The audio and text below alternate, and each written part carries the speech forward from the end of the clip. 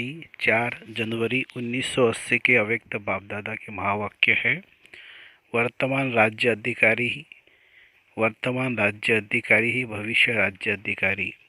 विदेशी भाई बहनों के साथ अव्यक्त बापदादा की मुलाकात। सभी अपने को डबल राज्य अधिकारी समझते हो। वर्तमान भी राज्य अधिकारी और भविष्य में भी राज्य अधिकारी। वर्तमान भविष्य का दर्पण है। वर्तमान की स्टेज अर्थात दर्पण द्वारा अपना भविष्य स्पष्ट देख सकते हो। वर्तमान व भविष्य के राज्य अधिकारी बनने के लिए सदा ये चेक करो कि मेरे में रूलिंग पावर कहाँ तक है। पहले सूक्ष्म शक्ति या जो विशेष कार्य करता है उनके ऊपर कहाँ तक अपना अधिकार है। संकल्प शक्ति के ऊपर, बुद्धि के ऊपर और संस्कार के ऊपर। यह विशेष 3 शक्तियाँ राज्य अधिकारी बनाने में सदा सहयोगी अर्थात राज्य की कारोबार चलाने वाले मुख्य सहयोगी कार्य करता है। अगर ये तीनों कार्यकर्ता आत्मा अर्थात राज्य अधिकारी राजा के इशारे पर चलते हैं तो सदा वह राज्य यथार्थ रीति से चलता है। जैसे बाप को भी 3 मूर्तियां द्वारा कार्य करना पड़ता है, इसलिए त्रिमूर्ति का विशेष गायन और पूजन है। त्रिमूर्ति शिव कहते हो। एक बाप के 3 विशेष कार्यकर्ता है जिन द्वारा विश्व का कार्य कराते हो। ऐसे आप आत्मा रचिता हो और आप ये 3 विशेष शक्तियाँ अर्थात त्रिमूर्ति शक्तियाँ आपके विशेष कार्य करता है। आप भी इन तीन रचना के रचिता हो। तो चेक करो कि त्रिमूर्ति रचना आपके कंट्रोल में है। मन है उत्पत्ति करने वाला अर्थात संकल्प रचने वाला। बुद्धि है निर्णय करना अर्थात पालना के समान कार्य करना। संस्कार है अच्छा व बुरा परिवर्तन कराने वाला। जैसे ब्रह्मा आदि देव है वैसे पहले आदि शक्ति है। मन अर्थात संकल्प शक्ति। आदि शक्ति यथार्थ है तो और भी कार्यकर्ता उनके साथ ही यथार्थ कार्य करने वाले हैं। पहले यह चेक करो मुझ राजा का पहला आदि कार्यकर्ता सदा समीप है। समीप के साथी के समान इशारे पर चलता है, क्योंकि माया दुश्मन भी पहले ऐसी आदि शक्ति को बागी अर्थात ट्रेटर बनाती है और राज्य अधिकारी लेने की कोशिश करती है। इसीलिए आदि शक्ति को सदा अपने अधिकार की शक्ति के आधार पर सहयोगी विशेष कार्यकर्ता करके चलाओ। जैसे राजा स्वयं कोई कार्य नहीं कराता है, करने वाले राज्य कारोबारी अलग होते हैं। अगर राज्य कारोबार ठीक नहीं होते तो राज्य डगमग हो जाता है। ऐसे आत्मा भी करावनहार है। करणहार ये विशेष त्रिमूर्ति शक्तियाँ है। पहले इनके ऊपर रूलिंग पावर है तो यह साकार कर्मेंद्रिया उनके आधार पर स्वतः ही सही रास्ते पर चलेगी। कर्मेंद्रिया को चलाने वाला भी विशेष ये 3 शक्तियाँ है। अब रूलिंग पावर कहाँ तक आई है ये चेक करो। जैसे डबल विदेशी हो वैसे डबल रूलर्स हो। हर एक का राज्य कारोबार अर्थात स्वराज्य ठीक चल रहा है। जैसे सतयुगी सृष्टि के लिए कहते हैं एक राज्य एक धर्म है, ऐसे ही अब स्वराज्य में भी एक राज्य अर्थात 100 के इशारे पर सर्व चलने वाले हैं। एक धर्म अर्थात एक ही धारणा सबकी है। सदा श्रेष्ठाचार्य चढ़ती कला में चलना है। मन अपनी मनमत पर चलावे। बुद्धि अपने निर्णय शक्ति की छलचल करे, मिलावट करे। संस्कार आत्मा को भी नाच नचाने वाले हो जाए तो इसको एक धर्म नहीं कहेंगे, एक राज्य नहीं कहेंगे।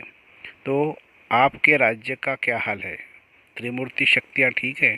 कभी संस्कार बंदर का नाच तो नहीं करना चाहते हैं। बंदर क्या करता है? नीचे ऊपर छलांग मारता है ना। संस्कार की भी अभी अभी चढ़ती कला, अभी अभी गिरती कला, ये बंदर का नाच है ना। तो ये संस्कार नाच तो नहीं नचाते हैं ना। कंट्रोल में है या कंट्रोल में है ना सब। कभी बुद्धि मिलावट तो नहीं करती है। जैसे आजकल मिलावट करते हैं तो निर्णय शक्ति भी मिलावट कर देती है। कभी बुद्धि मिलावट तो नहीं कर देती है। अभी अभी यथार्थ, अभी अभी व्यर्थ तो मिलावट हुई ना। कारण को निवारण के रूप में कर लो तो माया समाप्त हो जाएगी। विदेश में माया आती है। विदेशियों के पास माया नहीं आनी चाहिए, क्योंकि विदेश में वर्तमान समय थोड़े ही समय में ऊंचे भी चढ़ते और नीचे भी गिरते हैं। तो थोड़े समय में सब प्रकार के अनुभव करके अब पूरे कर लिए हैं। जैसे कोई चीज़ बहुत खाई जाती है तो दिल भर जाता है, वैसे विदेश में भी सब प्रकार का फूल फोर्स होने के कारण विदेश की आत्माएं अब इनसे थक गई है। तो जो थके हुए होते हैं उनको अगर आराम मिल जाता है तो बिल्कुल लेटते ही गुम हो जाते हैं, डीप स्लीप का अनुभव करते हैं।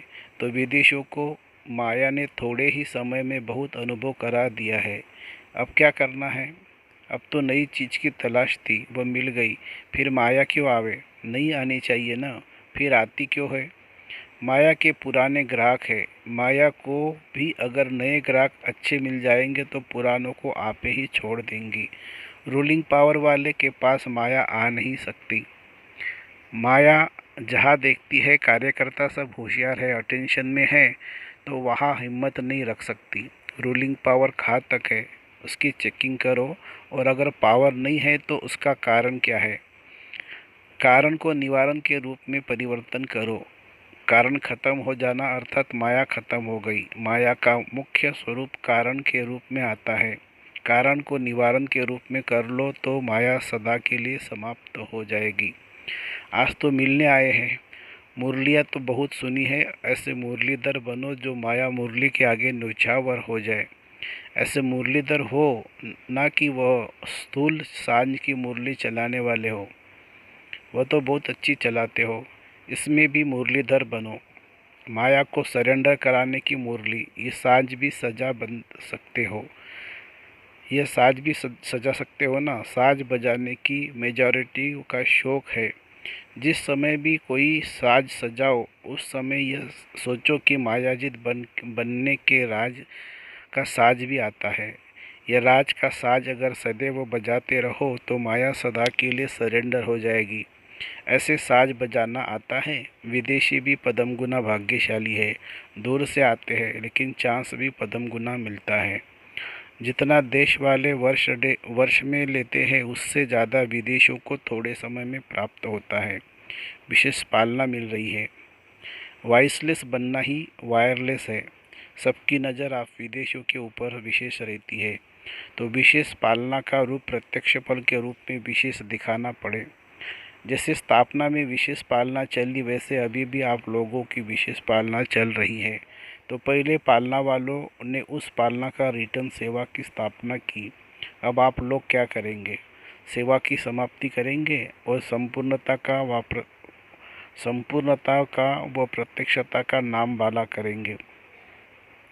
विदेशी को ही समाप्ति की डेट फिक्स करनी पड़ेगी। पहले वालों ने स्थापना की डेट फिक्स की और अब आप लोगों को समाप्ति की डेट फिक्स करनी पड़ेगी। अभी सबका इंतज़ार आपके ऊपर होगा। बाप दादा से पूछेंगे कि विनाश कब होगा तो कहेंगे विदेशों से पूछो। देश वालों ने स्थापना की जिम्मेवारी ली, विदेश भी कोई तो जिम्मेवारी लेंगे ना। है भी विदेश विनाशी और भारत अविनाशी। तो भारतवासियों के ने स्थापना का किया और विदेश विनाश के कार्य में विशेष निमित्त बनेंगे। भारतवासी बच्चों ने यज्ञ की स्थापना में अपनी आहुतियाँ डालकर स्थापना की, यज्ञ रचा, और आप लोग फिर अंतिम आहुति डालकर समाप्त करो, फिर जय जयकार हो जाएगा। अब जल्दी जल्दी अंतिम आहुति डालो, सब मिल करके एक संकल्प का स्वाहा करो तो समाप्ति हो जाएगी। इसकी डेट कब बताएंगे? 80 में करेंगे या 81 में करेंगे, यह डेट बताना। एक बार मधुबन में फिर से आए, विनाश शुरू होगा तो सदा के लिए आ जाएंगे। इसीलिए तो यह बड़ा हॉल बना रहे हैं। सिर्फ वायरलेस का सेट अपना ठीक रखना। यहाँ की वायरलेस है, वॉइसलेस की वायरलेस, तो वायरलेस द्वारा आवाज़ आपको पहुँच जाएगा कि आप आ जाओ। अगर वायरलेस सेट नहीं होगा तो आवाज़ भी पहुँच नहीं सकेगा, डायरेक्शन नहीं मिल सकेगा, स्थूल साधन द्वारा आवाज़ नहीं आएगा। वॉइसलेस बुद्धि की यह अंतिम वायरलेस कैच कर सकेगी। इसलिए जल्दी करेंगे तो जल्दी समय आ जाएगा। पहले तो पावरफुल माइक तैयार करो जिस माइक द्वारा आवाज़ भारत में पहुँचे, और फिर जैसे उनका इलेक्शन होता है तो एक दिन पहले एडवर्टाइजमेंट साधन सब बंद कर देते हैं, पीछे वोटिंग होती है। तो पहले तो माइक द्वारा आवाज़ फैलाओ, तो वो भी साइलेंस की हो जाएंगी, फिर रिजल्ट आउट होंगी। अभी एडवर्टाइजमेंट माइक कहाँ तक तैयार किए हैं, पहले आवाज़ फैलेगा, फिर ऐसी डेड साइलेंस होगी जो ये आवाज़ फैलाने का पार्ट भी समाप्त हो जाएगा और फिर परिवर्तन होगा। अभी तो पहली स्टेज चल रही है, पहली स्टेज में टाइम लगेगी, दूसरी में टाइम नहीं लगेगा। ऑस्ट्रेलिया वाली पार्टी से मुलाकात। ऑस्ट्रेलिया के सर्व बच्चों में सबसे बड़ी विशेषता क्या है जानते हो? ऑस्ट्रेलिया वालों का जो दूसरे धर्म में पाठ बजाने का निमित्त मात्र समय था, वह समय अभी समाप्त हो गया।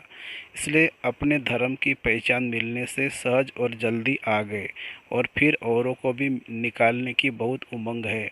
तो इससे सिद्ध होता है कि टेम्पररी टाइम जो दूसरे धर्म में गए हैं वह समाप्त हो गया है। इसलिए यह भी विशेषता है कि जो भी आते हैं मेजॉरिटी वो अपने लगते हैं, दूसरे धर्म के नहीं लगते हैं। ऑस्ट्रेलियन अथवा विदेशी होते हुए भी चात्रक आत्माएं लगती है। तो आत्मा का चात्रकपन सिद्ध करता है कि अपने धर्म वाले आप लोगों को भी ऐसे ही महसूस होता है, न कि गलती से दूसरी डाली पर चले गए। सेवा के लिए यह भी एक थोड़े समय का पाठ मिला हुआ है, नहीं तो विदेश की सेवा कैसे होती। वहाँ वालों के निमित्त बना विदेश की सेवा करा रहे हैं। जैसे कल्प पहले का गायन भी है कि पांडव गुप्त वेश पे यहाँ वहाँ सेवा के लिए गए थे। तो आप भी रूप धर्म में परिवर्तन करके पांडव सेना सेवा के लिए गए हो, लेकिन हो पांडव सेना। अब तो धर्म, देश, गुण और कर्तव्य सब बदल गया। ऑस्ट्रेलिया निवासी बन गए। ऑस्ट्रेलिया निवासी के बजाय अपने को वहाँ रहते हुए भी मधुबन निवासी समझकर रहते हो ना। जन्म का घर मधुबन है, साकार घर मधुबन और निराकारी घर परमधाम। ऑस्ट्रेलिया आपका दफ्तर है। जैसे ऑफिस में कार्य के लिए जाते हैं, ऐसे आप भी सेवा के लिए जा रहे हो। दफ्तर में जाते हैं तो घर तो नहीं भूलता है ना। तो घर के एड्रेस अगर आपसे कोई पूछे तो क्या देंगे? पांडव भवन। इसी स्मृति में रहने से सदा उपरम अवस्था में रहेंगे। दफ्तर की वस्तु में कभी लगाव नहीं होता है, क्योंकि समझते हैं कि यह सेवा के लिए चीज़ें हैं, हमारी नहीं। तो ऐसे ही उपराम रहते हो। कितने भी प्यारी चीज़ हो या आकर्षित करने वाले सेवा के साथी हो, लेकिन दफ्तर में काम करने वालों के नियम होता है। काम के लिए साथी बने फिर न्यारे अलग।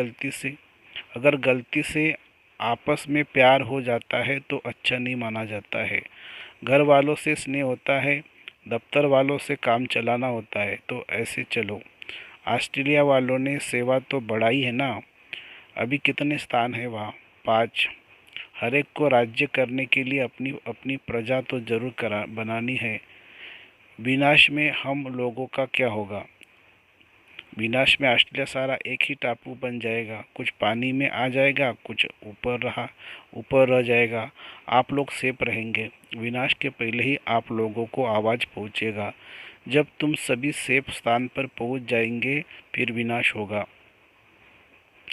जैसे गाय ने भट्टी में बिल्ली के पुंगरे सेप रहे, तो जो बच्चे बाप की याद में रहने वाले हैं वह विनाश नहीं होंगे, लेकिन स्वेच्छा से शरीर छोड़ेंगे, न कि विनाश के सरकमस्टांस के बीच में छोड़ेंगे। इसके लिए एक बुद्धि की लाइन क्लियर हो और दूसरा अशरीर बनने का अभ्यास बहुत हो। कोई भी बात हो तो आप अशरीरी हो जाओ। अपने आप शरीर छोड़ने का जब संकल्प होगा तो संकल्प किया और चले जाएंगे। इसके लिए बहुत समय से प्रैक्टिस चाहिए। जो बहुत समय के स्नेही और सहयोगी रहते हैं उनको अंत में मदद जरूर मिलती है। ऐसे अनुभव करेंगे जैसे स्थूल वस्त्र उतार रहे हैं, ऐसे ही शरीर छोड़ देंगे। सारा दिन में चलते चलते बीच बीच में अशरीरी बनने का अभ्यास जरूर करो। जैसे ट्रैफिक कंट्रोल का रिकॉर्ड बजता है, तो वैसे वहाँ कार्य में रहते भी बीच बीच में अपना प्रोग्राम आपे ही सेट करो, तो लिंक जुटा रहेगा। इससे अभ्यास होता जाएगा। आप लोग में यह भी एक विशेषता है कि जब चाहो नौकरी छोड़ सकते हो, जब चाहो कर सकते हो, निर्बंधन हो। सिर्फ मन और संस्कारों का बंधन न हो। वैसे देह और देह के धर्मों से फ्री हो। आधे बंधनों से पहले ही फ्री हो, बाकी थोड़े बंधन को याद और सेवा से ख़त्म कर दो। सभी हाई जंप लगाने वाले हो। अच्छा अच्छा, ओम शांति।